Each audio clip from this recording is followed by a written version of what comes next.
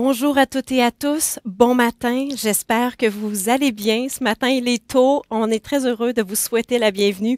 Merci de votre présence à cet événement tout particulier qu'on a appelé une table de discussion. C'est ce que ça se veut, l'occasion de jaser autour d'un bon café, peut-être en début de matinée, sur le thème de l'évolution du transport en commun et l'avenir de la mobilité.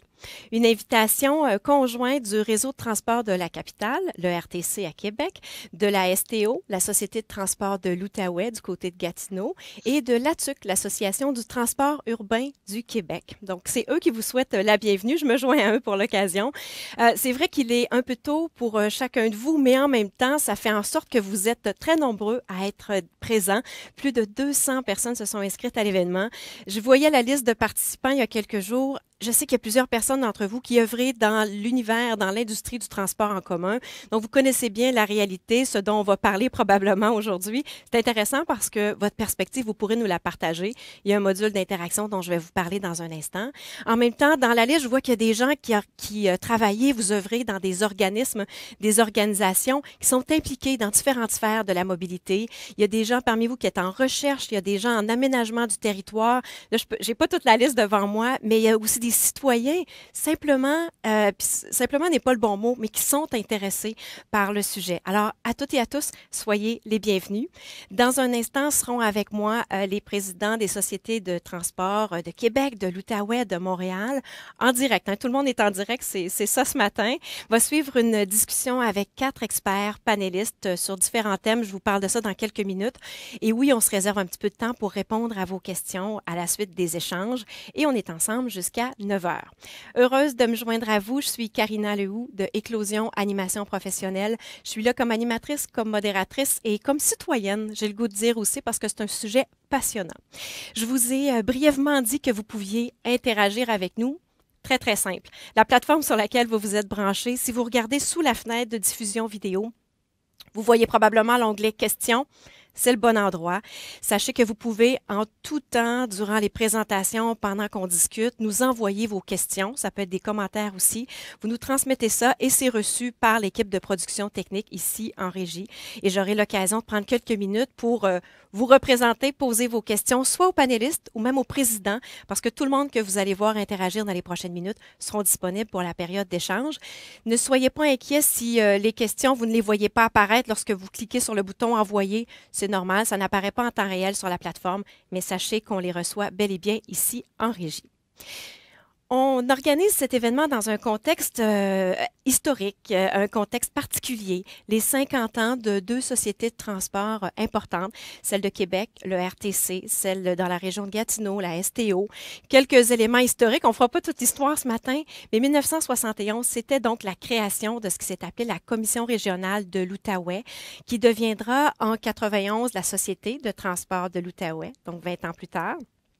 Et en 71, on créait du côté de Québec la Commission de transport de la communauté urbaine de Québec, qui deviendra la STCUQ. Et le réseau de transport de la capitale est né en 2002, au moment où on était dans le contexte des réorganisations municipales un peu partout à travers la province. Je vais me permettre de faire un clin d'œil dans le futur parce que c'est une dimension de notre événement d'aujourd'hui. Mais dans la prochaine année, il y a également le 50e anniversaire de la Société de transport de Laval. Alors à eux aussi, on leur dit bonne célébration. Puis je veux saluer M. Guy Picard, directeur général, qui est sûrement branché avec nous. M. Éric Moras, président du conseil d'administration. Bonjour messieurs et bonne festivité à vous également. Aujourd'hui, pour cette table de discussion, on s'est donné comme mot d'ordre de s'intéresser aux défis et aux opportunités aussi qu'on rencontre en transport en commun. On va le faire dans un contexte où, vous allez le voir, les gens qui vont prendre la parole sont impliqués dans le milieu depuis plusieurs années, ont une large perspective, je dirais même une perspective internationale, ce qui est très intéressant. En même temps, on ne peut pas faire fi de la dernière année qui a amené des changements importants. La pandémie a amené une baisse d'achalandage importante. Oui, ici au Québec, mais un peu partout, je pense, dans les grandes villes, on l'a vécu. Donc, il faut composer avec cette réalité-là aussi et on devra aborder le sujet, bien sûr. On entre déjà, en fait, je vais ouvrir la porte pour accueillir en ondes les invités qui sont avec nous en débutant par les présidents des différentes sociétés de transport qui sont avec nous en direct. Je vais saluer d'abord et inviter M. Rémi Normand, président du RTC du côté de Québec. Bonjour, M. Normand, vous allez bien? Bonjour Karina, ça va très bien. J'espère que tout le monde va bien en cette heure matinale. Monsieur Normand, je me lance déjà avec une question pour vous pour briser la glace. Les besoins évoluent. Vous allez me dire, ça a toujours évolué, mais c'est particulier depuis quelques mois. On observe des nouvelles tendances arriver en mobilité. On en parle beaucoup. On parle de mobilité intégrée. Alors, ma question pour vous, Monsieur Normand, quelle est la vision du transport en commun pour le RTC? D'entrée de jeu, Catherine, je voudrais quand même saluer mes deux collègues présidents des sociétés de transport, Philippe et Myriam, et ainsi que les quatre panélistes qui sont avec nous. La question est intéressante pour lancer le débat. Effectivement, c'est une question à large spectre. Toutes les sociétés de transport sont confrontées à une réalité qui est celle de l'évolution de leurs services. On parle d'il y a 50 ans, donc il y a 50 ans, lorsqu'on a créé le RTC, on était dans une dynamique de regroupement au niveau des sociétés de transport qui étaient disparates. Donc, on avait des réseaux qui étaient totalement déconnectés les uns des autres. Et souvent, c'était des lignes qui partaient de la banlieue puis qui rentraient au centre-ville, puis ça se limitait à peu près à ça, sauf pour l'ancienne ville de Québec qui était un peu plus développée. Alors, tout ça a évolué.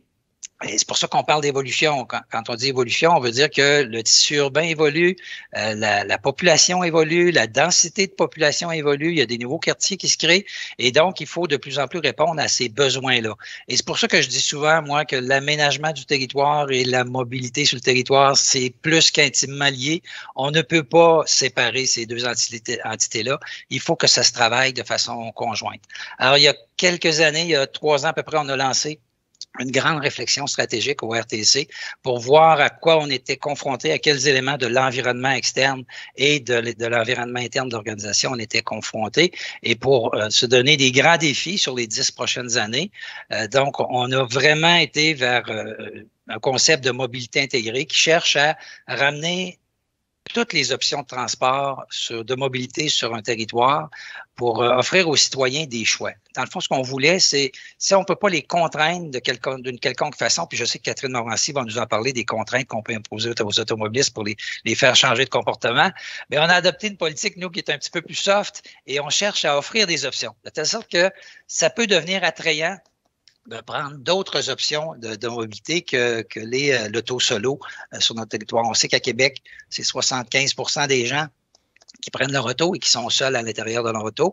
Il y a une partie de mobilité active, puis il reste un petit 12-13% de mobilité en transport en commun. Alors, on s'est attaqué à ça en se disant, il faut que les gens aient des choix et aient des choix intéressant en termes de mobilité. Alors, c'est pour ça qu'on est allé de concert avec la Ville de Québec vers un réseau plus structurant, donc avoir une colonne vertébrale plus imposante qu'on appelle le tramway, et qu'en plus, nous, à la Société de transport, on va mieux connecter le restant du réseau. Ça fait partie du grand projet je dirais, très structurant de ce qu'il y a à faire. Il y a d'autres éléments on aura l'occasion d'en reparler, là, je ne veux pas prendre trop de temps au départ. Il y aura le transport à la demande qui s'en vient aussi cet automne, le vélo-partage qu'on met en place maintenant, l'auto-partage qui fait aussi partie des grands projets du RTC. Et tout ça sera possible grâce à un élément fondamental. Quand on parle de mobilité intégrée, il faut parler de technologie.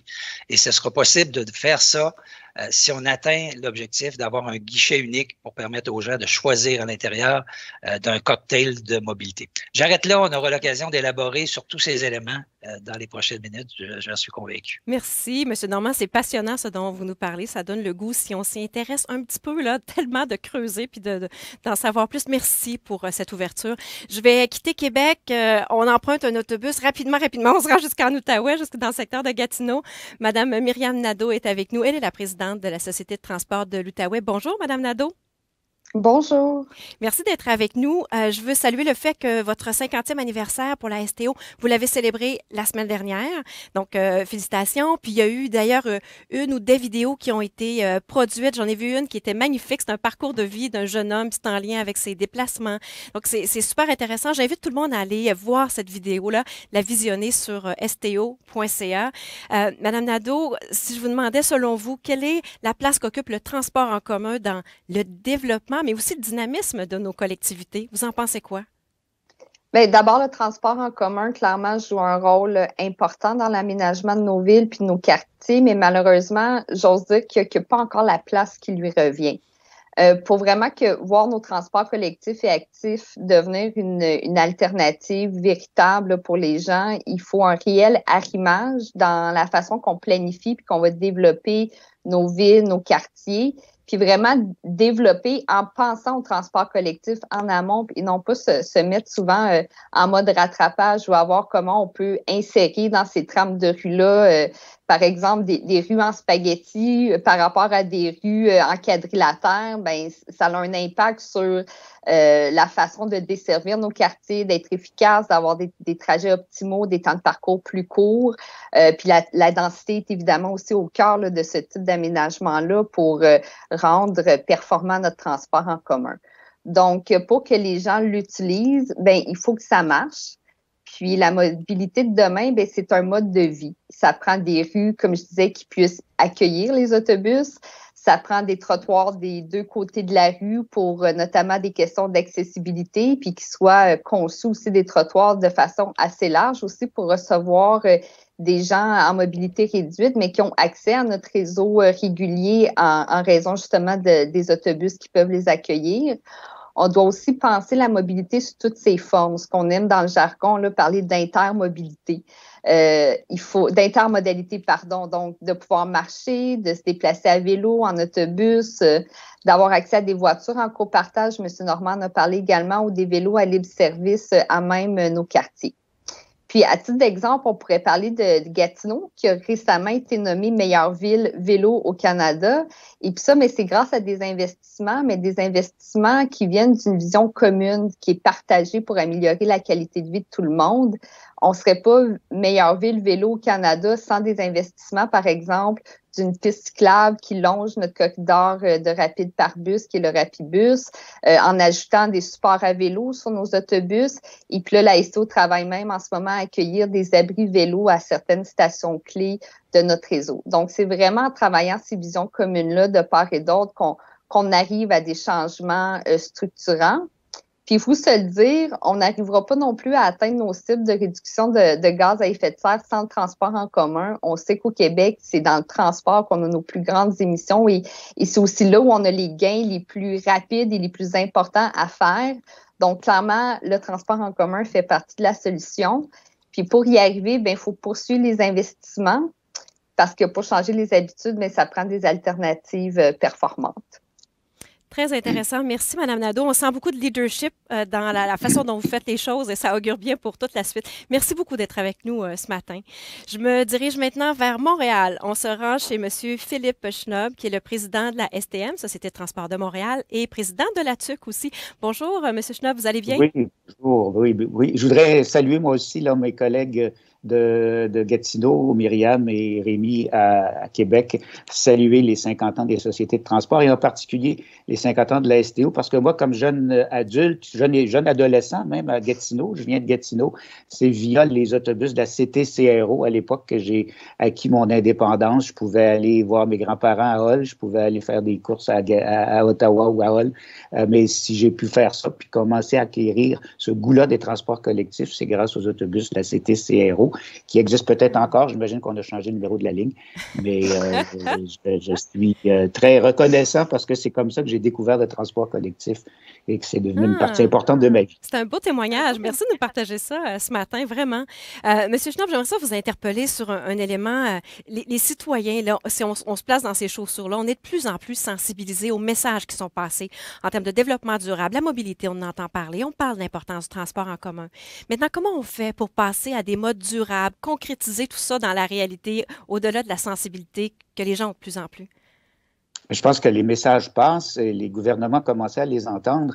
Myriam et Rémi ont utilisé le mot structurant, mais ce mot-là, il n'était pas dans le vocabulaire il y a 7-8 ans. Mode structurant.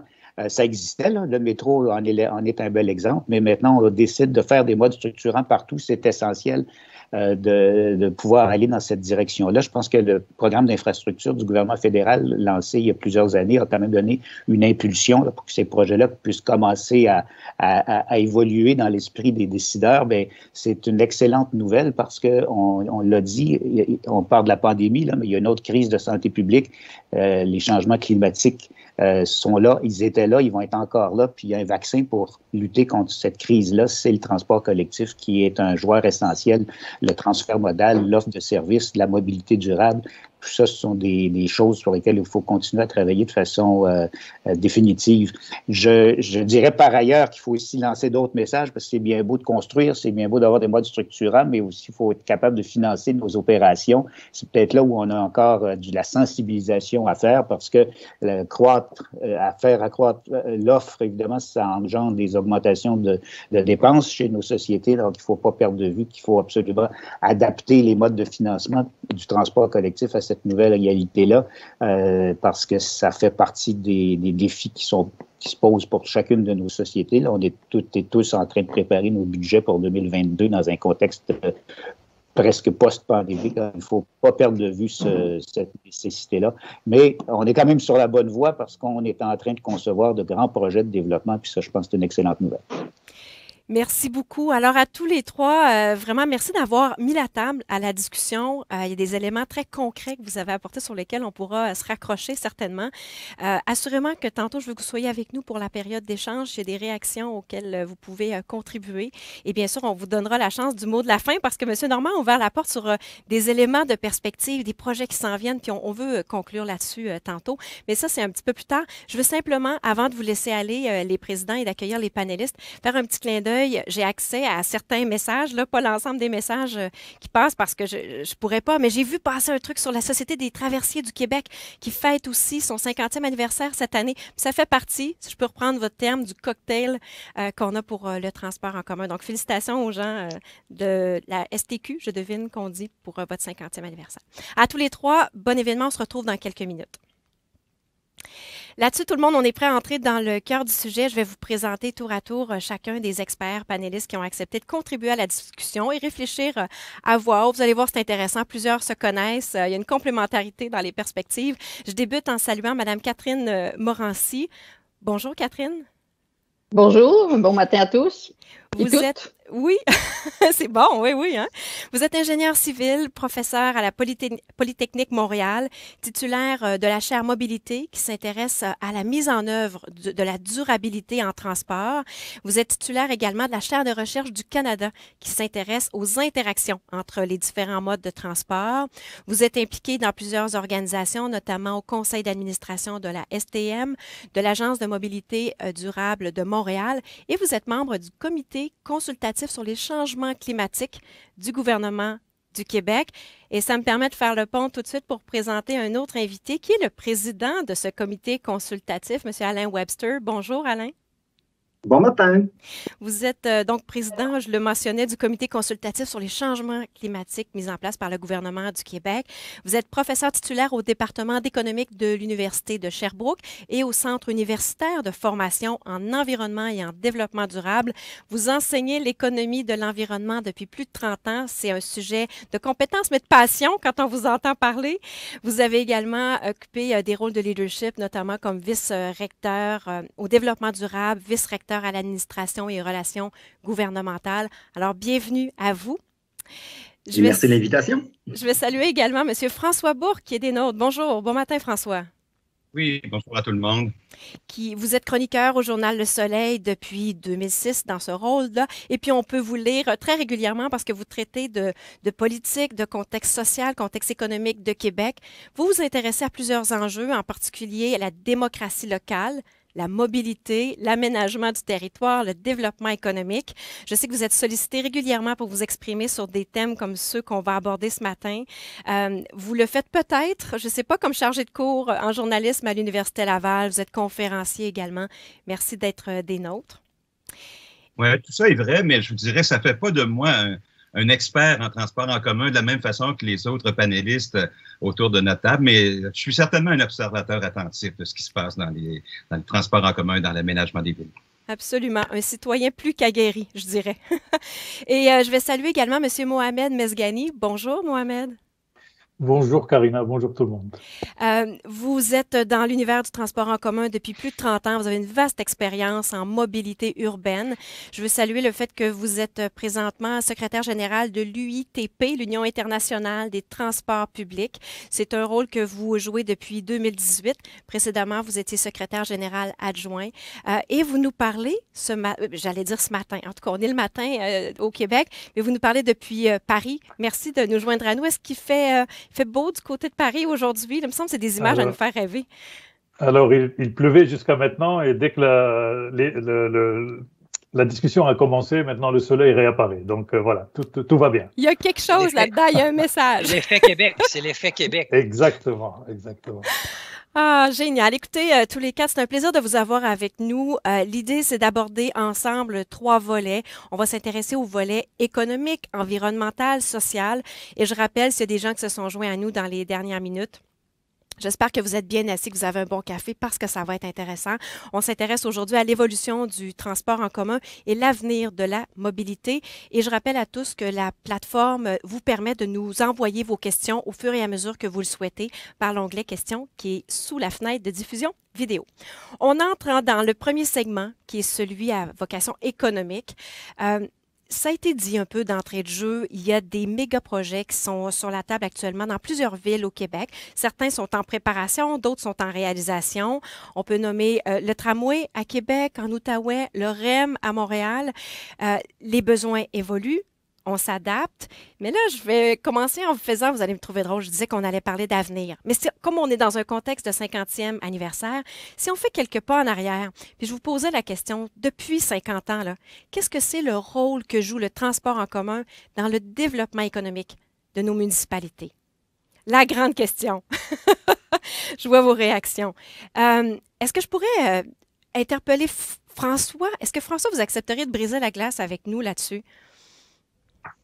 Oui, moi, je veux bien partager un certain nombre de réflexions, d'observations sur l'impact du transport en commun dans la vie économique des villes. Cet impact-là, il est multiple. Je pourrais évoquer un certain nombre d'angles avec lesquels on peut décrire l'impact économique du transport en commun. Dans le cas de Québec, moi, ce qui me paraît en ce moment le plus important, le plus déterminant, je pense que c'est le rôle que le transport en commun et le projet de transport en commun peut jouer. Est-ce que je suis toujours là? Oui, on vous entend bien.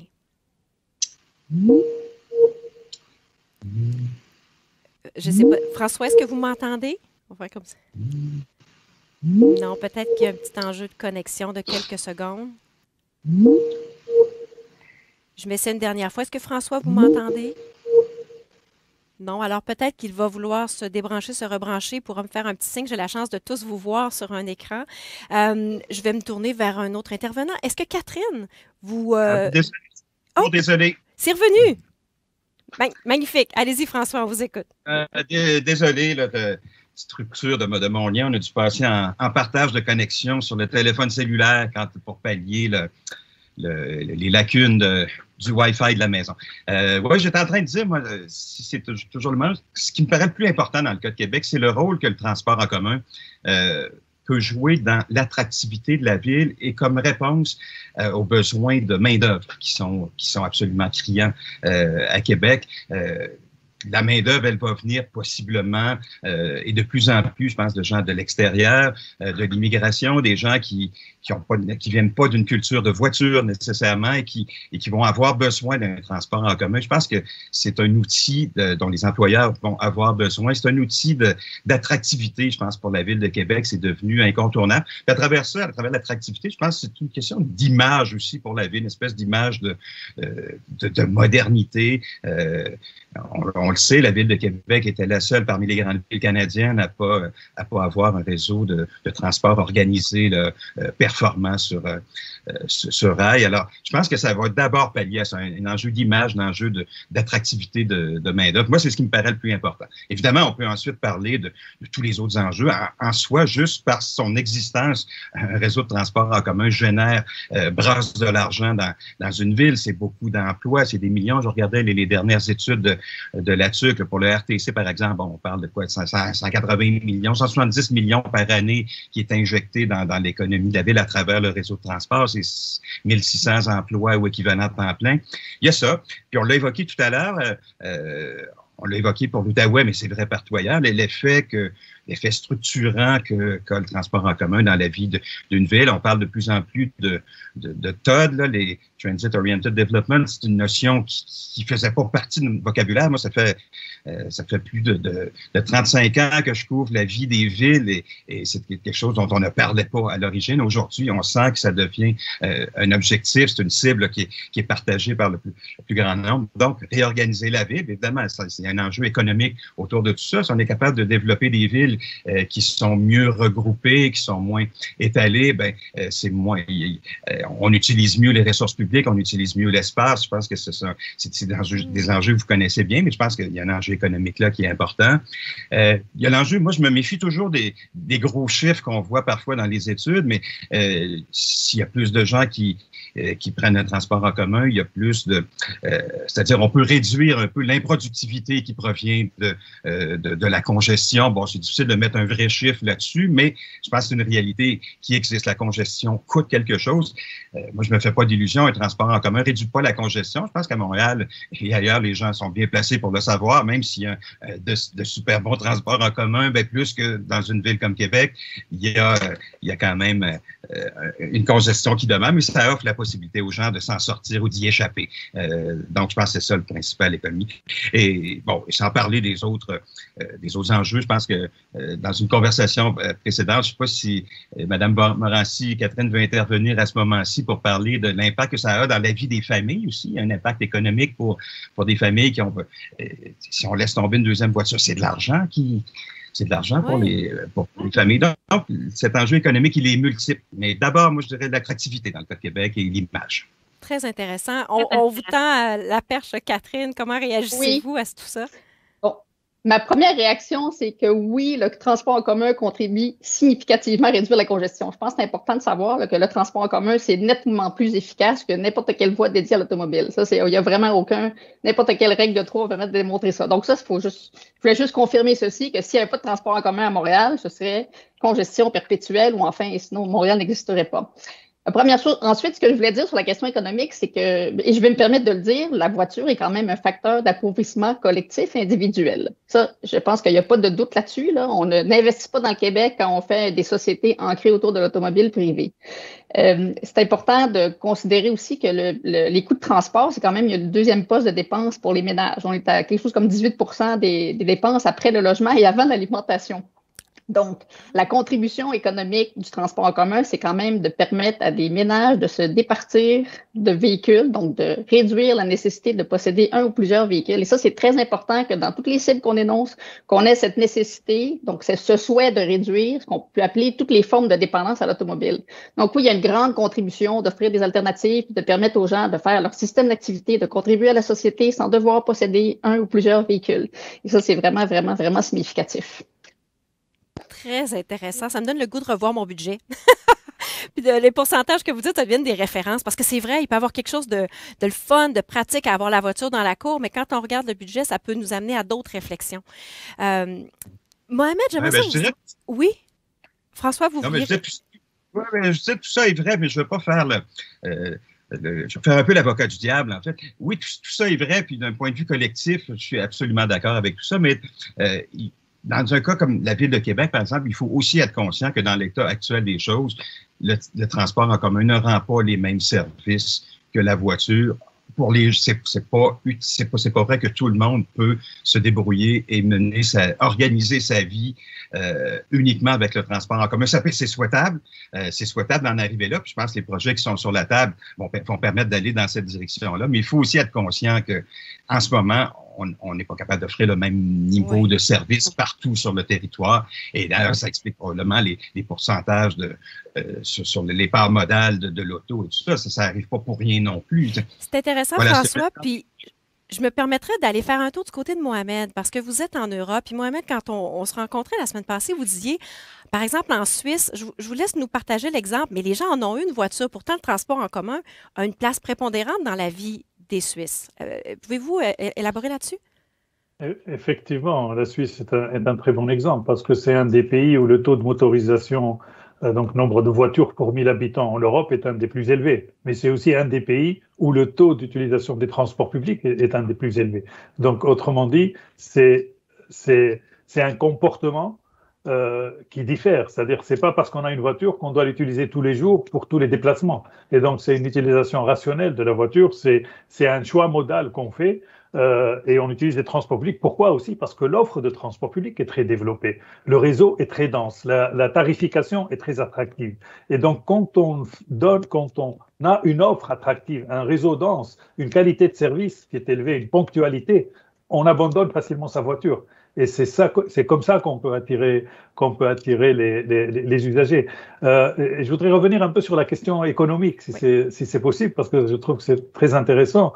On a souvent tendance à voir le transport public comme un coût pour la collectivité. On parle souvent des subventions octroyées aux opérateurs de transport, mais on ne voit pas les bénéfices apportés par le transport public. François en a mentionné quelques-uns, et je voudrais, par exemple, dans plusieurs villes, le transport public est souvent le premier employeur. À Bruxelles, à Amsterdam, à Vienne, par exemple. C'est le premier employeur. Et il s'agit d'emplois non délocalisables. Donc, c'est des emplois pérennes. Ils ne vont pas être délocalisés en Chine ou ailleurs. Dans une ville comme Genève, par exemple, pour chaque emploi créé dans le réseau de transport public de Genève, 3 fois plus d'emplois sont créés dans l'économie régionale à Genève. À chaque fois qu'on crée un emploi dans le réseau de transport, 3 emplois deviennent accessibles et sont créés. Pour un même montant investi, le transport public génère 25% plus d'emplois que la construction d'infrastructures routières. Nous avons vu lors de cette pandémie le rôle essentiel que joue le transport public de par la continuité du service public, et combien il a été précieux pour acheminer les travailleurs de première ligne. On pourrait dire que, alors que la ville s'est refermée, les portes du transport public sont restées ouvertes. En termes d'investissement, chaque dollar investi dans le transport public génère jusqu'à 4 dollars dans l'économie locale. Et d'un point de vue économique aussi, il faut également insister sur l'efficacité du transport en matière d'occupation de l'espace. On a parlé des embouteillages. Ça reste quand même le mode le plus efficace pour transporter un grand nombre de personnes dans un espace réduit. Vous imaginez, par exemple, si on prend 50 000 personnes par heure, c'est ce que le réseau express régional de Paris transporte, 50 000 personnes par heure. Alors on a le choix entre une emprise de 9 mètres avec des trains ou de 275 mètres avec des voitures. Donc, bien sûr, c'est une image, c'est une caricature que je présente là, mais ça montre combien le transport public est efficace. Et en termes d'embouteillage, en Europe, les embouteillages représentent 1% du PIB européen, soit 100 milliards d'euros. 100 milliards d'euros par an qui sont gâchés dans les embouteillages. Voilà, on peut aussi parler des avantages pour les promoteurs immobiliers et fonciers. À chaque fois qu'un quartier est desservi par les transports publics, la valeur du terrain augmente, la valeur de l'immobilier augmente. On peut aussi parler des avantages en termes de santé. Moins d'obésité, moins de maladies cardiovasculaires, moins de maladies respiratoires. Donc tout ça, c'est un effet économique positif. Donc c'est pour dire que le transport public est un investissement rentable. Ce n'est pas un coût pour la collectivité. En tout cas, quand on dit que les chiffres parlent, on est convaincu, là, on ne pourrait pas en douter. J'aurais le goût d'interpeller peut-être Catherine, sinon un autre panéliste, mais les données qu'on entend qui sont d'Europe, est-ce qu'on a des données similaires? Est-ce qu'il y a des éléments comme ça qui sont communiqués ou qu'on peut utiliser comme levier, comme argument, comme élément de mobilisation? Oui, la TUC a déjà fait faire des analyses sur les impacts du transport en commun sur le développement durable, sur l'ensemble des 3 sphères du développement durable, mais ce sont des choses qui sont relativement bien connues, sont bien documentées. Je dirais qu'un des effets, une des contraintes qu'on a, c'est notre incapacité à évaluer la valeur économique des externalités générées par le système orienté autour de l'automobile. Donc, on investit beaucoup de temps pour essayer de justifier ô combien c'est important le transport en commun et les modes actifs et leur effet sur la santé, la sécurité, l'équité, etc. Et de l'autre côté, on soutient un système quand même avec des gros véhicules, de plus en plus gros, de plus en plus vides, des routes qui deviennent effectivement un fardeau d'entretien, qui nous crée des déficits d'entretien. Donc, je pense qu'il y a quand même une distorsion, il y a un biais collectif sur la façon dont on perçoit à la fois le système automobile, notre belle perception de la liberté que ça nous donne, cette automobile, et le fardeau du transport en commun qu'on doit soutenir comme nos autres services collectifs. Je trouve que là, ici, on a un petit examen de conscience à faire sur la façon dont on compare ces systèmes de mobilité. D'un côté, quelque chose qui est extrêmement inefficace, qui crée plein d'externalités négatives qu'on ne comptabilise pas, dont on ne tient pas compte. On sait que dans le choix du mode de transport, il y a les facteurs structuraux. Donc oui, il faut que le transport en commun soit compétitif, mais on vend aussi de la liberté quand on vend des voitures. Il faudrait aussi s'attaquer à la représentation symbolique de ces véhicules.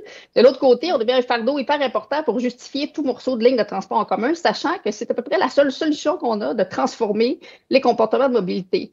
Fait que des fois, là, je me sens me fâcher, mais j'ai cette impression qu'on met quand même un fardeau important de toujours vouloir justifier pourquoi faut-il investir dans le transport en commun, dans les trottoirs, dans les pistes cyclables, alors que ça devrait être d'une évidence même, puis qu'en même temps, on continue à soutenir le développement de quartiers et de villes complètement dépendants de l'automobile. Donc, je ne vous ai pas répondu à la question. Je m'en excuse. Mais oui, il y a des gens qui ont des chiffres pour vous aider. Il n'y a pas de quoi s'excuser. C'était particulièrement pertinent, éloquent et un travail de communication que vous dites. Il faut continuer à le faire, il faut investir là-dedans. Là, il y a une personne qui n'a pas parlé sur le sujet, puis j'aimerais ça vous entendre, Alain, sur la question économique. Bien sûr, on veut vous entendre parce qu'on va basculer vers le volet environnemental ensuite. Mais sur la question économique, votre point de vue là-dessus? Mais on parle de la même chose. Il n'y a pas la question économique et la question environnementale à côté. On l'a bien exprimé tantôt, un ensemble de coûts qui ne sont pas finalement répercutés adéquatement. On appelle ça en économie des externalités. Des coûts réels qu'on ne mesure pas adéquatement parce que souvent ils ne sont pas chiffrés sur un marché, on ne connaît pas le prix comme un litre d'essence. Des coûts associés à cette dégradation de l'environnement. On appelle ça en économie des externalités négatives. On a parlé de santé tantôt. Une étude récente a été faite à l'échelle canadienne sur ses impacts en matière de santé associés au changement climatique. C'est assez simple. Augmentation, bien sûr, si on ne règle pas la question du transport des émissions polluantes. Augmentation de la température, donc plus de smog à l'échelle locale, en particulier dans nos milieux urbains. Et on chiffre ces coûts en matière de santé, en matière de perte de vie humaine, mortalité, morbidité. Ça a des coûts pour les systèmes, en plus, évidemment, des pertes astronomiques, là, puis c'est un peu embêtant de parler de ces coûts-là après la pandémie qu'on a vécue, mais c'est ça aussi, cette question des changements climatiques et de la pollution. On chiffre ça à plusieurs dizaines de milliards à l'horizon 2050 si on n'est pas capable de contrôler ces impacts en matière, notamment de changement climatique associés à l'augmentation de cette température combinée à la hausse des polluants. Donc, en termes simples, ce qu'on essaye de faire, et tout le monde a dit la même chose, on est pris avec une logique où, sur une base individuelle, les gens font des choix qu'ils jugent rationnels, corrects, qui répondent à leurs besoins. Je me déplace, je fais l'approche la plus simple, je prends ma voiture, je suis pris dans un bouchon, je suis pas de bonne humeur, je trouve que les autres me posent un problème, mais j'oublie que je suis aussi partie prenante à cette congestion. Et à côté de ça, il faut se dire, est-ce qu'on est capable d'investir massivement en infrastructure et en fonctionnement pour pas juste faire des gains environnementaux, mais faire des gains économiques en matière de facilité de déplacement, mais de réduction de ces coûts réels, mais qu'on ne comptabilise pas très bien. Ces coûts en matière de santé, ces coûts en matière de pollution atmosphérique, ces coûts en matière de dégradation d'écosystèmes. Ces coûts-là existent et on subit les conséquences. Et c'est pour ça que le transport en commun est un élément clé dans cette approche pour permettre de réduire ces coûts globaux. Et la question n'est pas nouvelle. Il y a de cela plus d'un siècle, Pigou nous dit qu'il faut mettre en place des taxes environnementales pour intégrer ces externalités. Ça fait un siècle qu'on parle de ça. Puis, ça progresse tranquillement. Puis, enfin, on aura un tramway à Québec. En tout cas, je trouve ça intéressant que vous touchiez la question de la performance, là, le coût de tout ça, puis de mettre des chiffres là-dessus. C'est important. Ça a probablement un bon facteur d'influence dans les discussions, les décisions. Alain, je veux continuer avec vous parce que dans le secteur, sur le volet environnemental, ce qu'on voulait se poser comme question, c'est comment est-ce qu'on peut obtenir des conditions gagnantes vers un virage, pour un virage vers des modes durables. Et on est dans un contexte où le gouvernement a dévoilé en 2018, déjà il y a 3 ans, une politique de mobilité durable 2030 sur cet horizon. Et là, on est engagé dans la voie de l'électrification des transports. On a des visées environnementales, des visées économiques, bien sûr. Alors, comment est-ce qu'on peut les obtenir, les conditions gagnantes pour faire ce virage? Je ne peux pas m'empêcher de faire un petit aparté là, qui est essentiel dans ça parce qu'en même temps, on assiste à quelque chose enfin de relativement nouveau, une espèce de rehaussement de l'ambition climatique à l'échelle internationale. On a signé ça en 2015, l'accord de Paris. On savait tous que c'était pas suffisant et on le voit maintenant depuis plusieurs mois. Ça va être l'objectif de la COP26 notamment. Les pays qui se dotent d'objectifs encore plus ambitieux. Pourquoi? Pour une raison assez simple. C'est pas un débat, c'est de la science, c'est de la physique très simple. Le budget carbone est limité et si on veut que cette température n'excède pas 1,5 degré Celsius, donc encore à peu près gérable comme changement de température, nous avons 3 petites décennies, à peine 3 petites décennies pour qu'en 2050, nos sociétés deviennent carboneutres, où on n'émet plus de gaz à effet de serre. Au Québec, le problème est assez simple. 43 % de nos émissions, c'est le transport. Donc, la clé en matière du succès de cette transition climatique au Québec, très, très, très rapide. Il faut juste se rappeler qu'on a construit toutes nos sociétés occidentales sur l'accès à cette énergie fossile en très grande quantité à un coût très faible. Et là, on se fait dire, c'était peut-être intéressant antérieurement, mais c'est fini. C'est fini. On a 30 ans pour passer à un autre modèle qu'on doit inventer.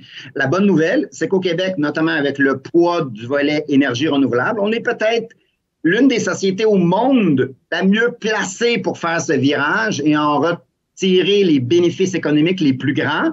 Et donc, il faut absolument que ça soit un succès et un succès rapide. Et dans ça, les sociétés de transport ont un rôle clé, permettre cette transition rapide vers plus de mobilité durable, plus de mobilité collective et avoir par la fin même moins de voitures et donc contribuer fortement à la réduction des émissions de gaz à effet de serre. Ce n'est pas une dépense publique, on l'a dit à maintes reprises, ça devient un investissement stratégique pour développer nos villes, pour faciliter le déplacement. On ne veut pas que les gens restent chez eux, on veut répondre à leurs besoins de déplacement, mais faire ça avec un ensemble de co-bénéfices en matière environnementale, mais aussi en matière de santé.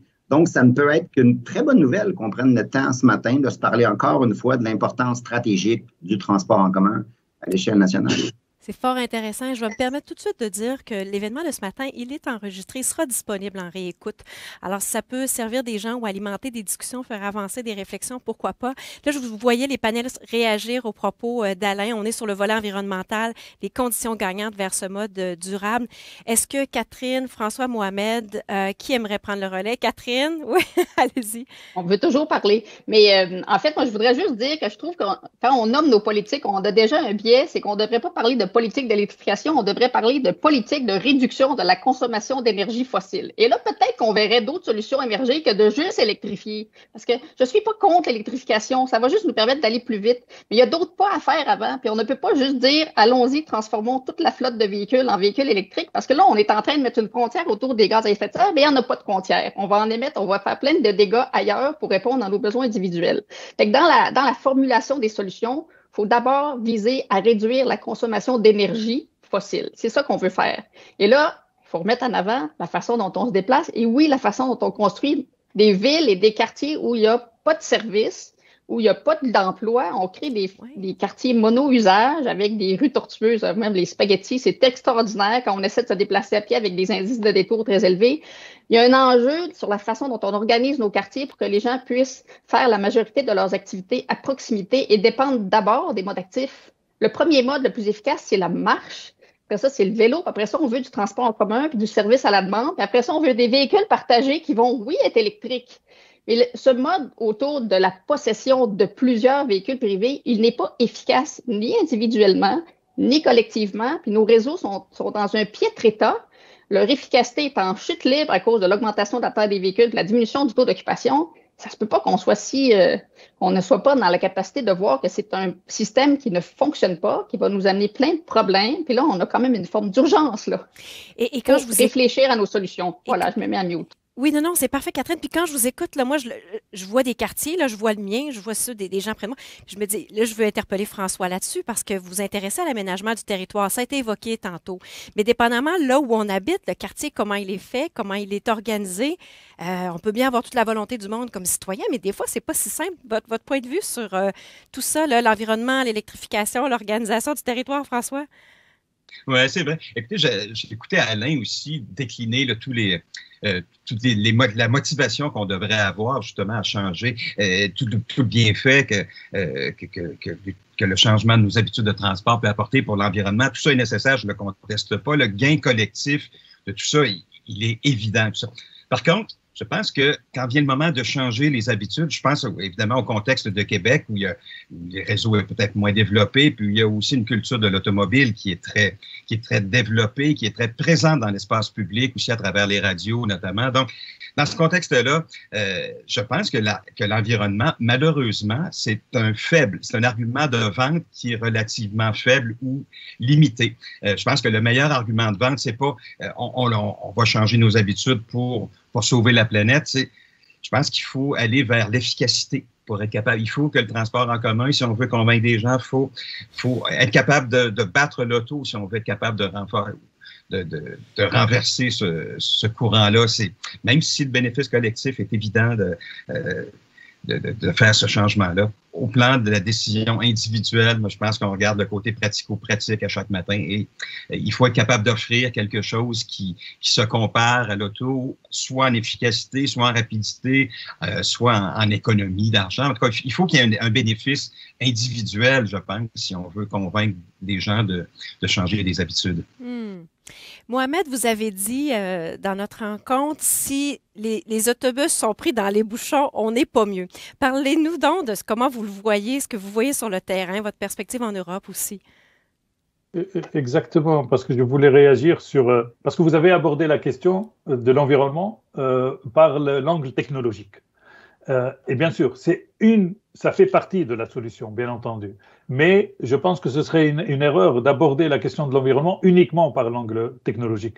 Parce que l'exemple que vous venez de donner, c'est imaginez un bus électrique, donc propre, zéro émission, avec de l'énergie hydraulique, de l'électricité d'origine hydraulique, zéro émission, mais qui est pris dans les embouteillages. Il ne sera pas plus attractif pour les passagers. On va imaginer que toutes les voitures soient électriques, zéro émission, mais qui sont prises dans un embouteillage. Donc, un embouteillage propre reste un embouteillage. Donc, ce qu'on veut, c'est qu'il n'y ait plus d'embouteillage, justement. C'est que les bus aussi soient dans leur couloir réservé. Donc, et ce qu'on voit, c'est qu'on voit que les politiques sautent directement sur la question de la technologie parce que c'est la plus facile à traiter. C'est très facile de dire « je veux que mon réseau d'autobus soit 100% électrique d'ici 2030 ». Mais un politique aura besoin de plus de courage pour dire « je veux des couloirs réservés pour les autobus, qu'ils soient électriques ou qu'ils soient au diesel ou à l'essence ». Donc, je pense que c'est ça qui est important, c'est que la partie technologique, c'est uniquement une dimension. Et dans l'approche de mobilité durable, de développement durable, il y a les 3 dimensions. Il y a le avoid, donc éviter de se déplacer, par une meilleure planification de l'intégration entre la planification urbaine et la planification des transports, par peut-être maintenant plus de travail à distance, à domicile, du télétravail. Donc ça, c'est la première. Après, il y a le shift, donc qui est le transfert modal, donc transférer de la voiture particulière vers les modes plus efficaces, moins polluants, donc la marche, le vélo, le transport public, dans cet ordre-là. Et après, il y a le improve, donc améliorer la motorisation. Et là, on parle de l'électrification. Donc l'électrification vient après. Ça ne doit pas être le prétexte ou la raison principale pour définir l'action en matière d'environnement. Cet ordre-là est important à respecter. Mais vous avez tout à fait raison. C'est pour ça que dans la stratégie québécoise, on parle de la même chose, mais comme c'est au Québec, on dit réduire, transférer, améliorer. Mais ça veut dire la même chose. Ouais. Réduire les besoins de déplacement par un aménagement adéquat, ça veut dire quoi très concrètement? Si on construit des villes où on est incapable d'offrir un service de transport en commun adéquat aux gens parce qu'ils sont trop dispersés et le coût devient astronomique, ils vont prendre leur voiture, on n'en sort pas. Donc, il faut trouver des façons de répondre à leurs besoins en matière d'école, en matière d'hébergement, en matière, bien sûr, d'alimentation pour qu'on limite ces besoins de déplacement. Il faut transférer ces modes de transport individuel vers du transport collectif ou du transport actif. Et puis, à la fin, le reste, il va falloir l'électrifier, il va falloir le sortir du volet combustible fossile. On dit tous la même chose. Et surtout, ce n'est pas exclusif et c'est sûrement pas contradictoire. Il faut accroître ces enjeux de transport en commun, accroître ce transport actif et il y aura, comme le dit François, toujours des besoins, encore une fois, de déplacement en véhicule et ces déplacements vont se faire avec des véhicules électriques et les autobus seront aussi électrifiés. Je vous rappelle qu'au Québec, en 2025, les autobus qu'on va acheter et financer vont être électriques. et devront l'être parce qu'on ne veut pas rester pris avec des véhicules combustibles fossiles pour encore 20, 30 ans, une période d'amortissement. Donc, il faut réussir à faire tout ça en même temps. C'est un défi faramineux. Il faut le faire avec les citoyens et citoyennes qui embarquent dans cette transition parce que, François a bien raison, ne sont peut-être pas convaincus des gains absolus à long terme en matière environnementale, mais vont retrouver une satisfaction dans leur déplacement. Ça veut dire que ce transport en commun, il doit être agréable, sécuritaire, efficace, répondre à un vrai besoin. Pour pas attendre 3/4 d'heure pour attendre son tramway, son métro, son autobus. Il faut que ça réponde à un véritable besoin pour faire la transition. C'est pour ça que cette approche, notamment en matière de financement, est essentielle. Très bon, très bon. Catherine, je vous ai vu lever la main. Oui, je m'énerve encore. Mais en fait, ce qui m'agace aussi un peu, c'est qu'on met beaucoup le fardeau sur les sociétés de transport. Offrez-nous donc du transport en commun efficace. Puis là, c'est bien trop long. Puis comment ça, il faut que je fasse une correspondance? C'est drôle, on ne se questionne pas sur pourquoi le compétiteur est tellement favorisé partout, qu'on lui offre tant de capacités, des stationnements en abondance, gratuits. On met les priorités sur les feux de circulation pour les véhicules. Ça serait peut-être le temps qu'on se questionne sur pourquoi ce compétiteur est si féroce. Si on veut les mettre comme ça, de toute façon, on m'a sollicité au début pour me questionner là-dessus. Je trouve quand même que, tu sais, on fait des modèles dans lesquels on met en compétition le transport en commun, l'automobile, les modes actifs, et on regarde celui qui va nous offrir la plus grande utilité. Mais peut-être que si on s'intéressait aussi à comment on fait pour réduire l'attractivité de l'automobile, on pourrait faire des gains plus facilement. Mais ça, on n'a pas encore accepté au Québec de dire peut-être qu'on pourrait prendre une euro complet et la dédier pour les modes actifs et le transport en commun parce que ce sont les modes qui ont les plus grands bénéfices, tant individuels que collectifs. On met toujours le fardeau sur mais comment ça, mon transport en commun n'est pas plus efficace? Et de l'autre côté, ceux qui sont responsables de donner des priorités ne le font pas. Donnent pas assez d'argent pour les opérations, vont soutenir la construction, vont ensuite dire aux sociétés, arrangez-vous pour que ça soit maintenu correctement. De l'autre côté, on va quand même continuer à construire des routes, mettre l'argent un peu pour les entretenir. Je trouve qu'il y a quelque chose qui est une distorsion dans notre discours. On lit tous les plans vont dans une bonne direction, on fait exactement le contraire, on n'arrive pas à changer cette relation de compétitivité. Fait que ça vaudrait la peine qu'on travaille là-dessus, qu'on travaille à réduire l'attractivité de ce modèle orienté autour de l'automobile privée. Et ça, je sais que c'est dur, mais il faut faire les deux en même temps. Le défi est lancé. Je voyais les visages de tout le monde vous écouter. Je pense qu'il y aura un sujet là de discussion, mais je vais vous amener sur le troisième volet, qui est celui de l'angle social. Puis la question ultimement, c'est de se demander si l'offre de service répond. Vous avez un peu abordé le sujet, là, mais est-ce que ça répond toujours adéquatement aux besoins des citoyens? Je fais un retour en arrière. On se le dit, l'arrivée de la COVID, ça a changé beaucoup de choses. Ça a changé nos habitudes de vie dans la société, nos façons de faire, nos façons de travailler, les milieux de travail aussi. Pas juste comment se rendre, mais comment les gens vont collaborer ensemble dans leur boulot. J'ai quelques chiffres sous la main. Selon l'Autorité régionale de transport métropolitain, un nouvel achalandage normal pour le transport en commun se situe à 84 % de ce qu'il était en 2019. Et semble-t-il que ça va prendre un autre 10 ans pour retrouver l'achalandage d'avant la pandémie.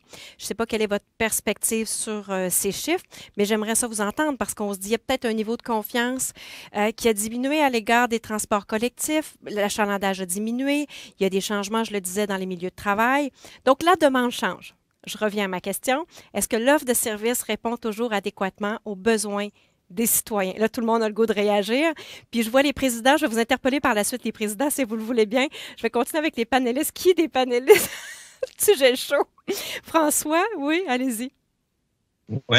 En fait, juste avant de répondre à la question, j'aimerais ça juste surenchérir sur ce que Catherine, Alain et Mohamed ont évoqué aussi sur la compétition entre l'auto et le transport en commun. Moi, ce qui me frappe aussi, puis vous l'avez mentionné, c'est à quel point les investissements dans les autoroutes, dans le réseau routier, les infrastructures, font l'objet de peu de débats publics. Le troisième lien à Québec, là, qui est le projet de tunnel Québec-Lévis, est peut-être l'exception, là où on questionne vraiment l'utilité de ça. Mais autrement, ces grandes réflexions d'infrastructures routières ne font pas l'objet de débats publics de la même façon que les projets de transport en commun. Probablement que comme médias, on a notre part de responsabilité là-dedans, mais en tout cas, c'est un état de fait.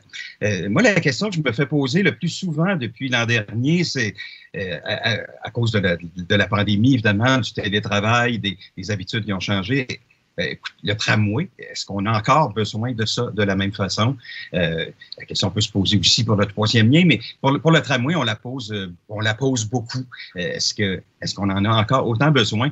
Moi, ce que je constate, en tout cas, c'est que pour la première fois depuis très longtemps, tous les partis politiques municipaux à Québec pensent que un système de transport plus efficace est nécessaire pour la ville de Québec. Bon, est-ce qu'on propose le bon mode de transport? C'est un autre débat, mais tout le monde reconnaît que c'est...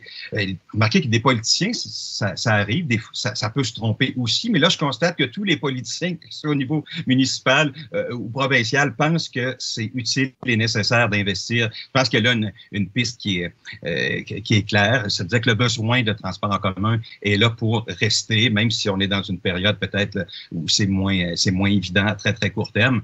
Je reviens sur ce que je disais tout à l'heure. Le défi du transport en commun, avant la pandémie, dans le cas de Québec, c'était le défi de l'efficacité. En fait, battre l'auto, que ce soit en vitesse, en économie ou autre. Et je pense que le défi après la pandémie, c'est le même. C'est encore d'essayer de battre l'auto et d'offrir quelque chose qui est plus intéressant que l'automobile. Sinon, ça va être difficile d'y arriver. Donc, l'efficacité est la clé. Et c'est vrai, je reviens sur ce que Catherine disait aussi tout à l'heure. Il n'y a pas juste et puis Mohamed l'évoquait aussi, je pense qu'il y a des décisions politiques aussi qui ne sont pas juste celles des réseaux de transport en commun.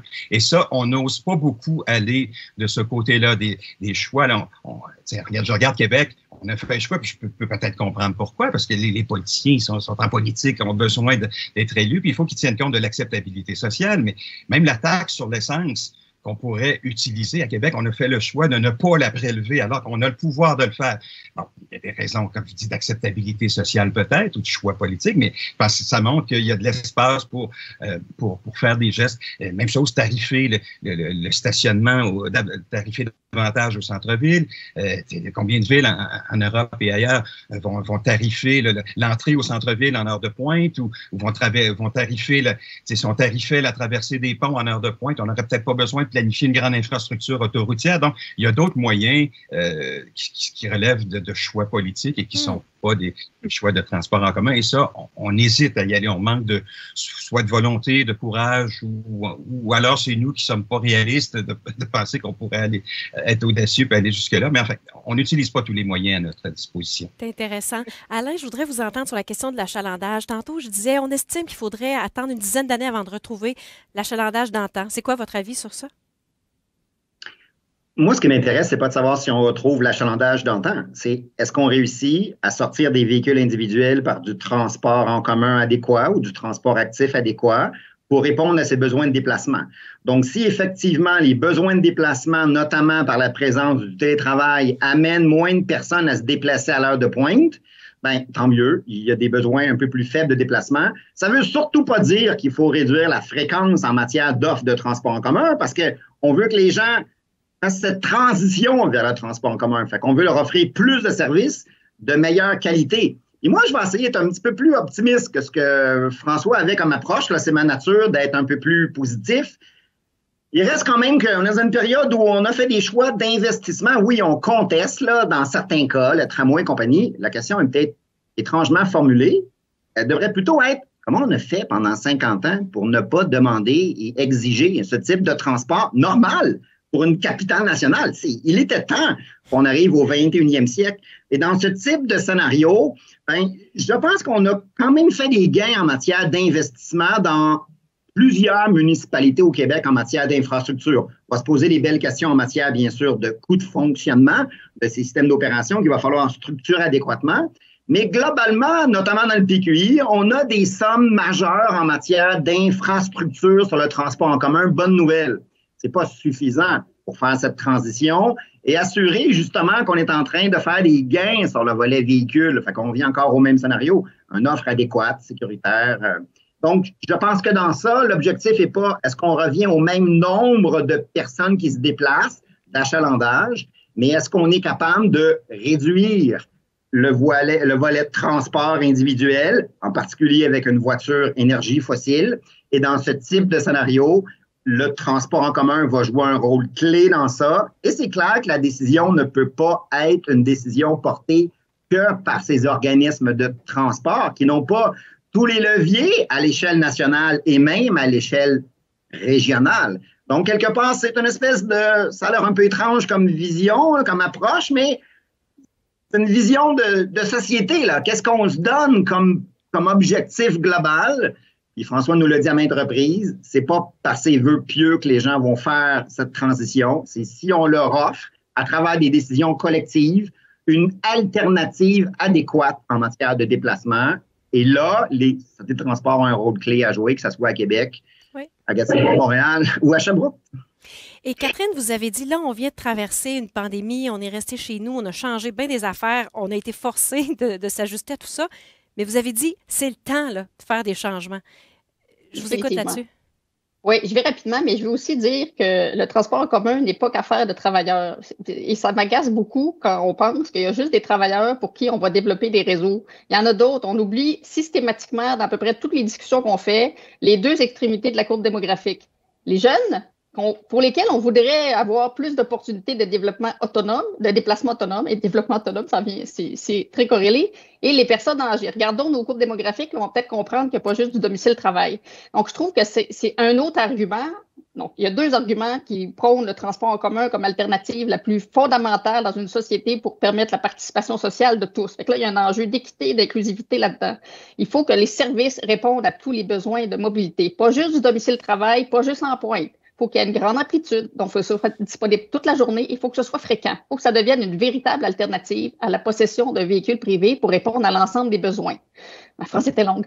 Mais donc ça, je trouve que c'est vraiment fondamental. Et je dis aussi, tu sais, la pandémie a réduit beaucoup de déplacements, a réduit les déplacements domicile-travail. Les destinations ont changé. Peut-être que c'est pas le même mode qui est efficace. Peut-être que les gens ils vont à pied maintenant, ce qui est tant mieux d'ailleurs. Mais il faut quand même se questionner sur qu'est-ce qui va rester post-pandémie. Et si on a de la place qui s'est libérée sur nos réseaux, bien voici l'opportunité de changer l'allocation des espaces. Parce qu'une des clés de la façon dont les gens se déplacent, c'est à qui on donne du temps et de l'espace sur nos réseaux. Parce que quand tu arrives sur une rue, tu le sais si tu es bienvenu avec un mode. Quand les boulevards sont larges et que la limite a beau être affichée à 50, les gens roulent à 75, ce n'est pas propice au partage de la chaussée avec des cyclistes.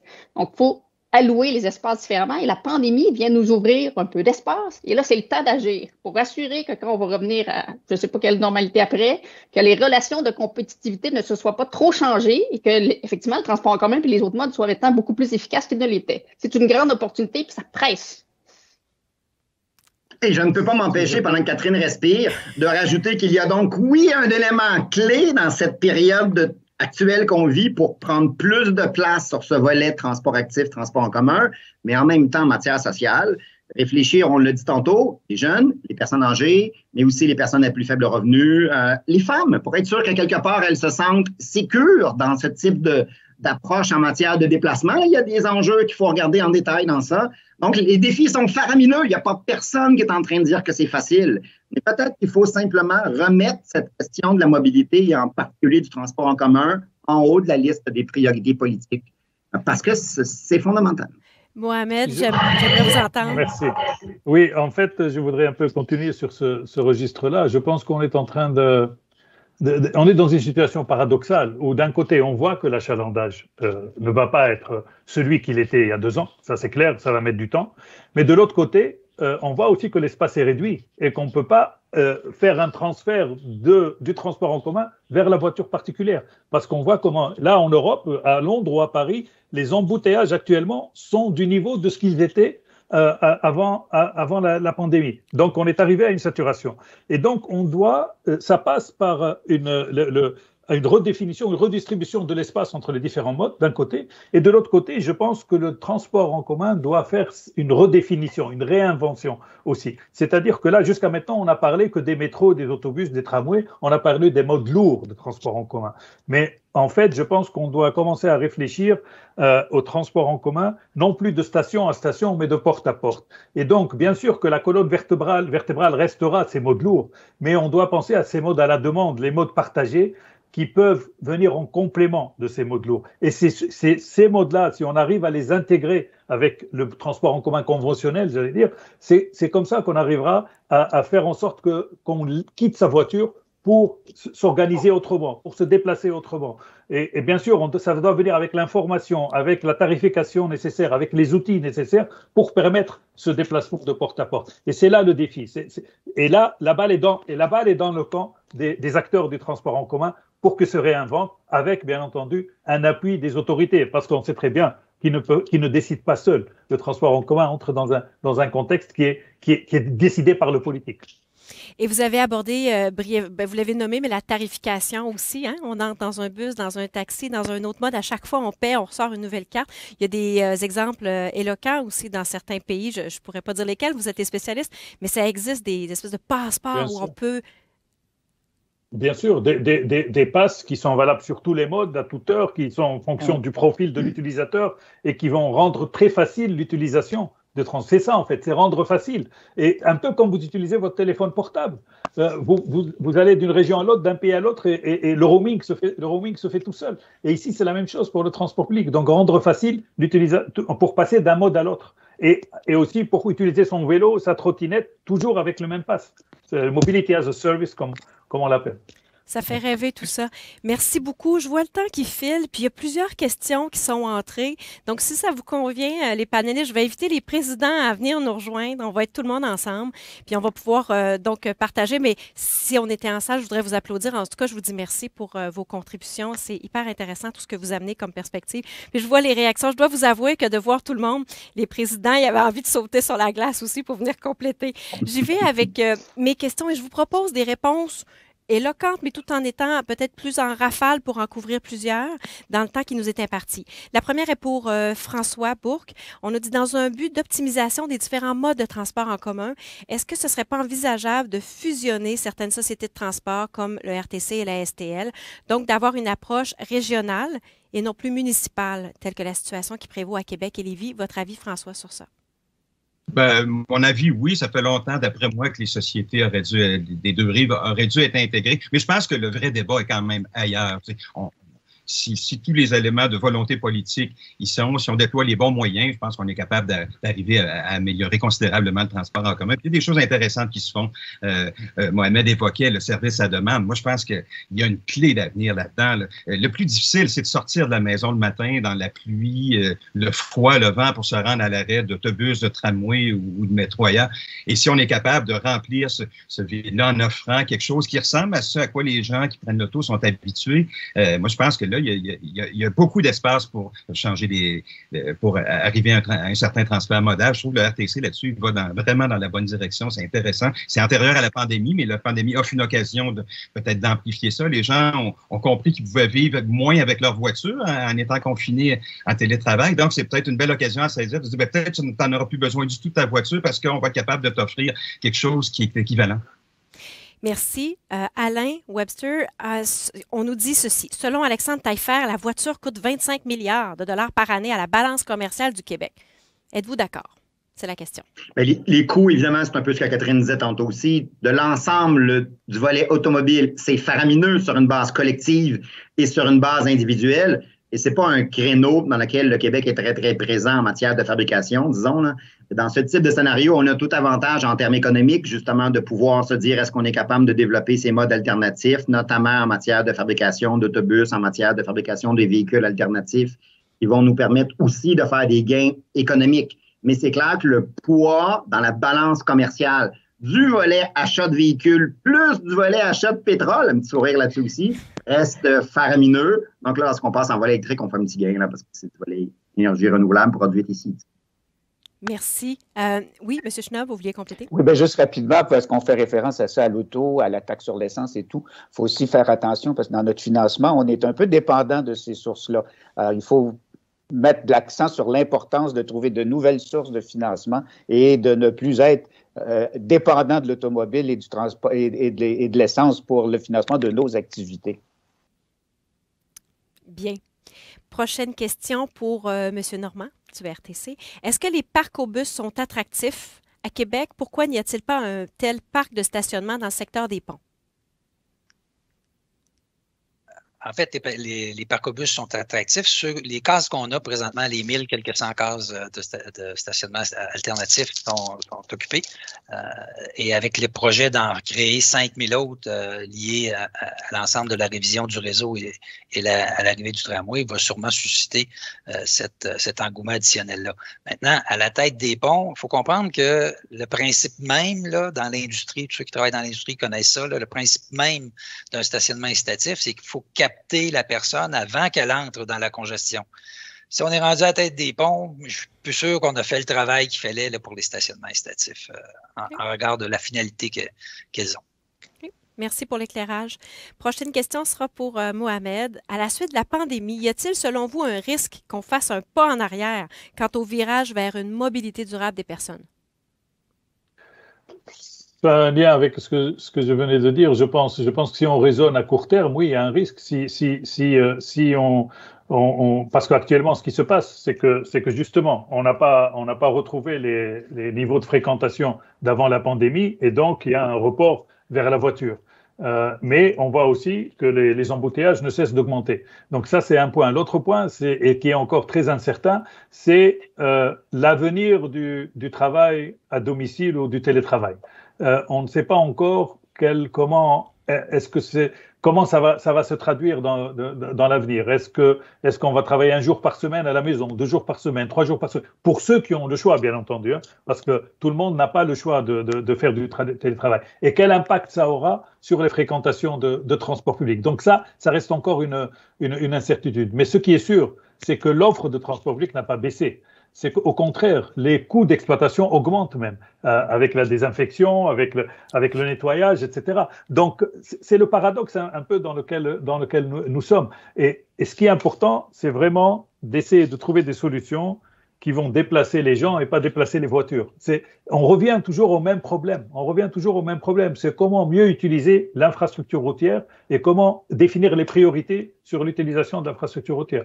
Donc voilà, et autre chose, c'est que le défi du changement climatique n'a pas disparu avec la crise du coronavirus. Il est toujours là, il est même encore là, beaucoup plus fort. Donc on ne doit pas raisonner à court terme, on est dans une période de crise, c'est clair, mais on doit réfléchir au-delà de cette crise-là. Oui. Monsieur Schnob, Philippe, vous vouliez réagir? Oui, très rapidement, vous avez donné une statistique tout à l'heure qu'on prévoit que 84% des gens vont revenir dans le transport collectif. Ça peut donner l'impression à l'externe que notre offre est excédentaire, mais moi, je peux vous dire que 84% d'achalandage dans le métro, dans nos bus le matin, c'est peut-être pas si loin de ce qu'on appelait à l'époque la classe sardine quand même, là. Alors, c'est vraiment pas le moment de réduire l'offre, absolument pas. Et bon an, mal an, là, avant la pandémie, on faisait 1,5 million de déplacements par jour à Montréal. Alors, si tout ce monde-là revient en auto, là, la congestion, ça sera invivable. Il n'y a pas assez de rues dans la région de Montréal, il n'y a pas assez d'espace de stationnement souterrain ou sur le réseau routier pour stationner toutes ces autos. Alors, je pense que c'est tout à fait absurde de s'imaginer que les gens vont revenir. Alors, il faut maintenir l'offre, il faut même l'améliorer si on peut, dans les circonstances. Alain? Moi, je vois le temps avancer, puis j'ai pas pu m'empêcher de vous interrompre pour vous dire, oui, on parle du métro, c'est fondamental à Montréal. Oui, on parle du tramway enfin à Québec. Mais en même temps, je regarde Myriam à l'écran, puis je me dis, ces questions de transport, c'est aussi des questions de transport pour des villes de taille moyenne ou plus petite. C'est vrai pour Gatineau, c'est vrai pour Sherbrooke. Et souvent, dans ce débat sur les grands enjeux de transport, on oublie ça parce que, évidemment, la population est concentrée plus Montréal, Québec. Mais cette question n'est pas limitée à une question Montréal et à une question Québec. C'est une question qui touche l'ensemble de la collectivité. Et c'est peut-être même encore plus difficile de réussir à faire des choix performants dans des villes petites ou moyennes. Je ne veux pas être péjoratif, parce que de toute façon, j'habite à Sherbrooke, donc c'est pas très grand non plus. Mais dans ces enjeux où la densité de la population est plus faible, il faut être encore plus créatif pour réussir à mettre en place ces stratégies efficaces, parce que la même question se pose en matière du transfert voiture individuelle vers des stratégies alternatives plus efficaces. Très bon point. Madame Nadeau? Oui, si je peux me permettre de renchérir là-dessus, puis ça va faire un lien avec tantôt ce que Mme Morancy disait sur comment ça se fait, comment on réduit l'attractivité de la voiture, mais comment on augmente celle du transport collectif. Puis pour moi, il y a une partie de la réponse, c'est quand on dit de changer les façons de faire, c'est dans la façon dont on arrive à obtenir des financements puis de l'investissement pour ces projets-là. En ce moment, on est pris dans une méthodologie au niveau du ministère des Transports du Québec où on doit démontrer qu'on est pris dans une congestion routière pour aller chercher des investissements en transport en commun, alors qu'on devrait baser nos méthodologies sur des GES évités, sur de l'évitement de la congestion, pardon.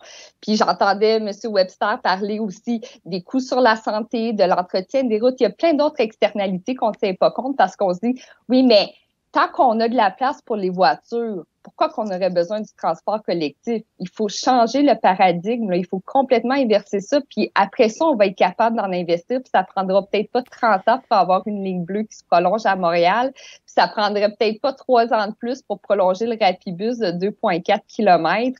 Ça nous mettrait moins à risque d'essayer d'entreprendre des études d'opportunité en craignant qu'on se fasse refuser le projet parce qu'on n'a pas démontré qu'on a encore assez de congestion routière. Donc, merci. Très intéressant.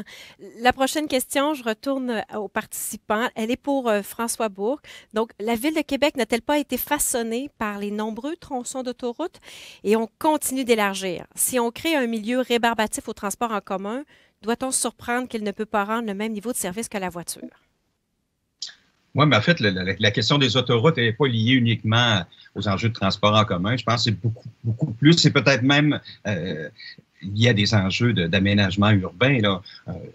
On est dans ce débat-là actuellement. Là.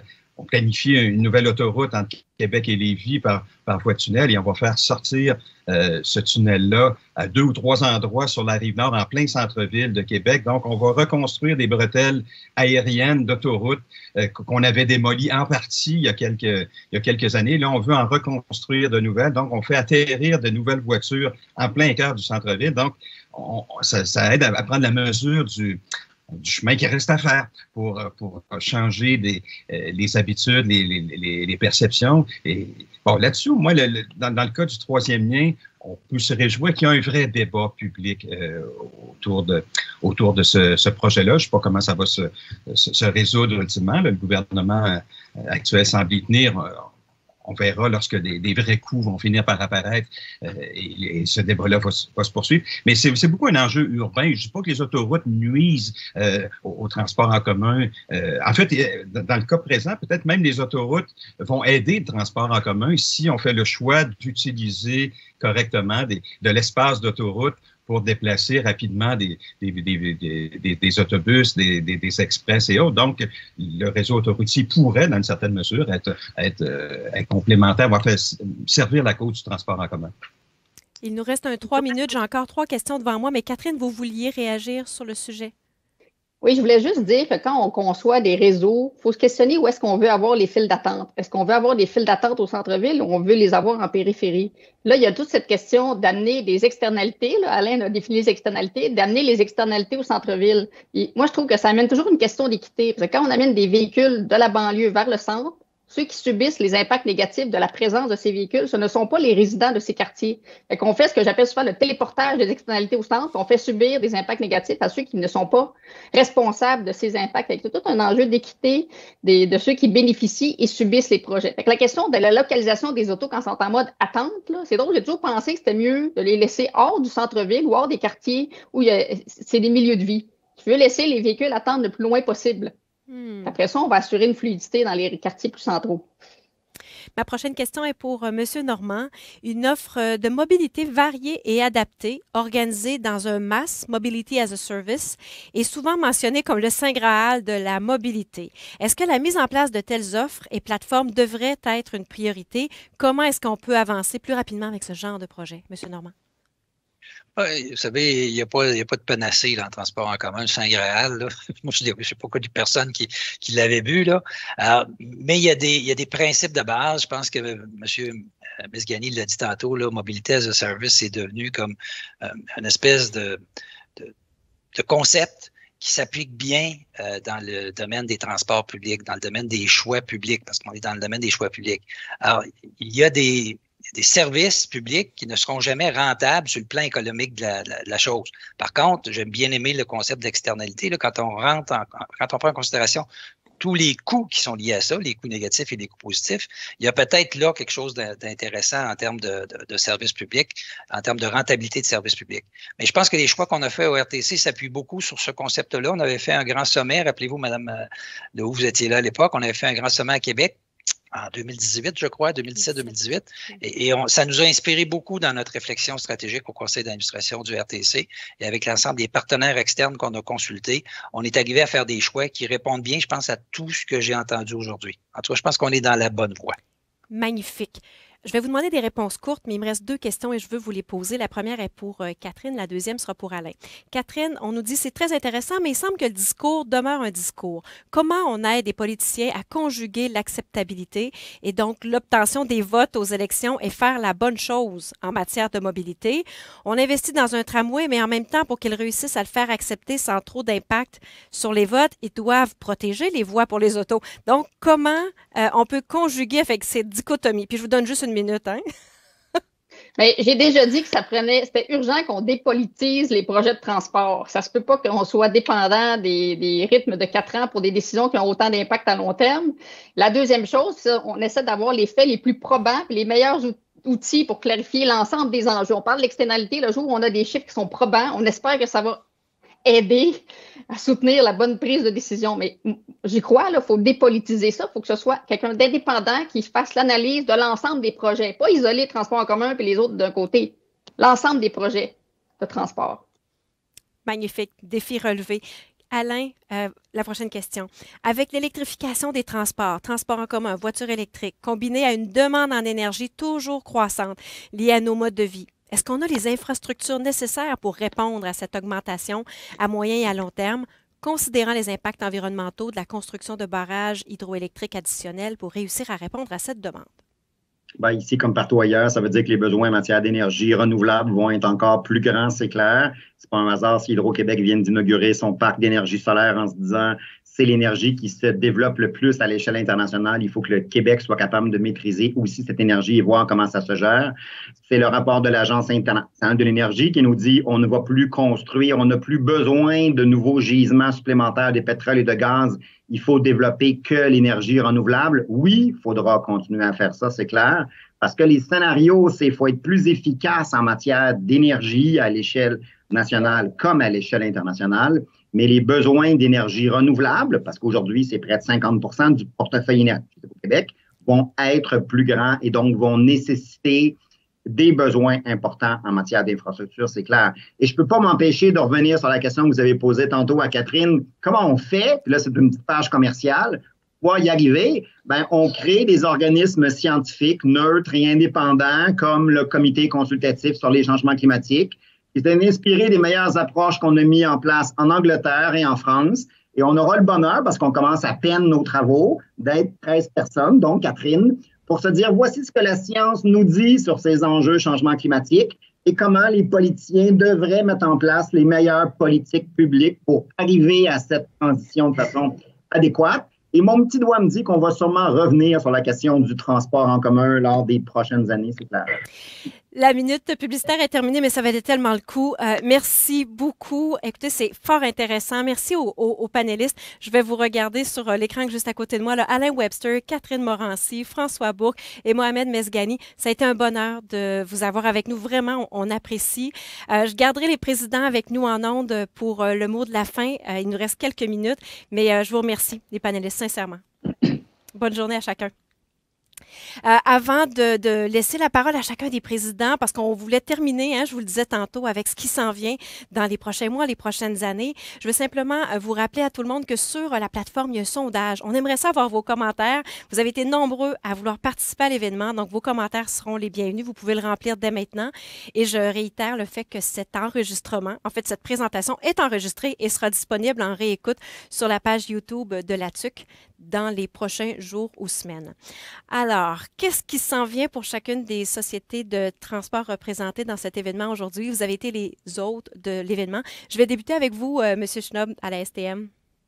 Mais très rapidement, puis je fais du pouce sur ce que Alain Webster vient de dire. L'électrification, c'est essentiel d'y travailler, mais ça demande des investissements énormes parce que oui, il faut améliorer l'offre, il faut être capable de les recevoir, ces bus-là, il faut être capable de les charger. C'est un défi considérable à la grandeur du Québec. C'est des milliards d'investissements pour que nos centres de transport puissent être capables de charger à la grandeur du Québec 4000 bus pendant la nuit. Alors nous, à l'ESTEM, on va annoncer aujourd'hui, on va montrer notre nouveau minibus du transport adapté électrique.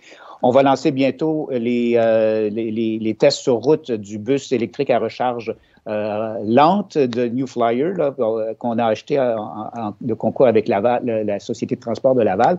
Et je dis, puis parce qu'on a oublié de le dire parce qu'on l'a lancé pendant la pandémie, on a quand même la première ligne 100% électrique à Montréal avec un bus à recharge rapide qu'on a en test depuis plusieurs années, mais maintenant c'est officiel, 100% des bus sur cette ligne-là sont électriques. Première ligne de bus.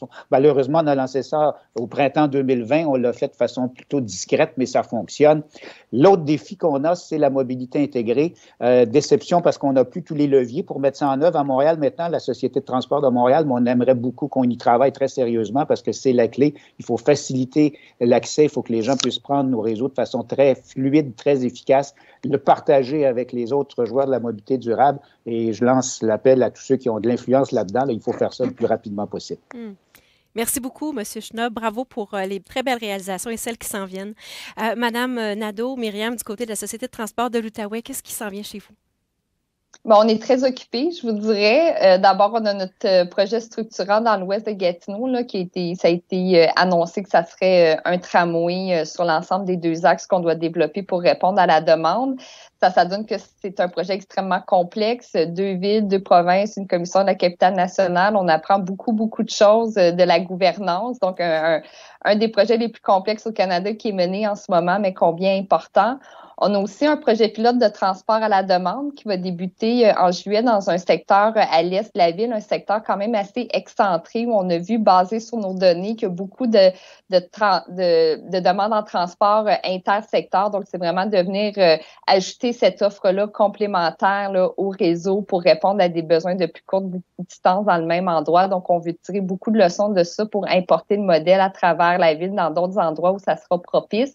On va prolonger le Rapibus. Les travaux s'entament incessamment là, pour ramener ça jusqu'à une autre station qui est déjà construite. On embarque le pas dans l'électrification également. Je vais me permettre aussi de refaire un lien sur comment on fait que c'est plus qu'un discours, tout ce qu'on doit faire, comment on vient dépolitiser, en fait, la question des transports en commun. C'est tellement important. Mais d'abord, je pense qu'il y a de la pédagogie à faire auprès de nos élus, des forums comme aujourd'hui, ou d'inviter 2 experts à un conseil municipal pour expliquer comment un pont, ça règle pas un problème. Ça fait aussi partie des façons dont on peut dépolitiser les enjeux, amener la science, changer les méthodologies au niveau du ministère dans la façon de rendre et de justifier les besoins. Je pense que quand on a des méthodologies qui font du sens, c'est plus facile pour les politiciens aussi de faire preuve de courage et qui parfois est contre-intuitif pour monsieur et madame tout le monde, mais qui est basé encore une fois sur les faits. De publiciser des sorties comme celles de gens d'affaires puis d'ingénieurs qui disent qu'on devrait avoir des budgets qui sont équilibrés 50-50 entre le développement de nos routes et le développement de nos réseaux de transport en commun, parce que non, c'est pas juste une question d'environnementaliste grano, l'importance du transport en commun, ça touche tout le monde. Et je peux pas m'empêcher des fois de faire un parallèle quand je vois des publicités de VUS qui me vendent un gros char pour aller profiter de la nature, qu'à une certaine époque, on nous vendait aussi la cigarette comme une façon de mettre de la belle air dans nos poumons. Donc, curieusement, maintenant, on n'en a plus de publicité de tabac à la télévision. Une image qui marque. Merci beaucoup, Madame Nadeau. Monsieur Normand, président du RTC. Oui, je sais qu'il ne me reste pas beaucoup de temps, alors je vais rapidement passer sur ce que je voulais vous donner en finale, puis je vais venir avec 2-3 éléments. Outre le tramway dont on a parlé, le lancement de notre projet à vélo qui s'en vient dans 2 semaines, au début juillet. Flexibus, qui est notre système de transport à la demande qu'on installe dans 2-3 endroits, qui répond très bien justement quand on parle de pandémie, de télétravail et de tout ce qui vient avec ça. Alors la dépendance à la 2e ou 3e auto parfois peut être facilement réglée par ce service-là. Et on y va nous aussi avec l'électrique. Là, on va avoir on loue des autobus électriques puis on se lance aussi dans l'électrification. Mais je vais vous laisser sur 2-3 idées. 94% du temps, notre auto personnel a les 4 roues arrêtées. Ça, c'est important de le retenir. Je reviens sur le coût des espaces publics. Albert Jacquard a dit quelque chose de vraiment intéressant à un moment donné sur le métro, mais ça s'applique au transport en commun en général, et je vous la lis. Le métro rend service aux gens qui le transportent, mais il rend encore plus service aux gens qui ne le transportent pas. Alors, il ne faut pas voir une opposition entre ceux qui ont le retour puis ceux qui utilisent d'autres modes de transport, mais il y a une complémentarité à établir. Puis, si on y va sur les externalités, je pense qu'on va réussir à convaincre beaucoup de monde. Et je veux terminer en disant que Myriam, Philippe et moi n'avons pas payé Catherine Morancy pour défendre les sociétés de transport comme elle l'a fait. Mais ça m'a fait plaisir de l'entendre quand même. Quand on a l'expertise et la passion. Monsieur Normand, merci beaucoup. Merci aux 3 présidents. Bravo pour l'initiative d'avoir organisé cette table de discussion ce matin. J'espère que ça aura rencontré les attentes de chacune des personnes qui étaient là. Mais je sens beaucoup d'optimisme. Il y a des projets en développement. Il y en a qui s'en viennent. Vous avez présenté une vision extrêmement intéressante. Encore une fois, merci à toutes et à tous. Je salue également les gens de l'ATUC, grâce à qui l'événement a été organisé et grâce à qui ça sera disponible en rediffusion. À toutes et à tous, merci et une excellente journée. Merci, au revoir tout le monde.